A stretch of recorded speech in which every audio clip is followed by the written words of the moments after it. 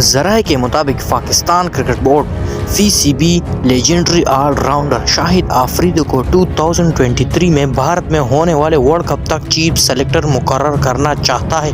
اس سے قبل نجم سیٹھی کی سربراہی میں فی سی بی مینجمنٹ کمیٹی نے آفریدی کو نیوزی لینڈ کے خلاف ہوم سیریز کے لیے مینز نیشنل سلیکشن کمیٹی کا عبوری سربراہ مقرر کیا تھا۔ فی سی بی کی ایک پریس ریلیز میں شاہد آفریدی کے حوالے سے کہا گیا کہ میں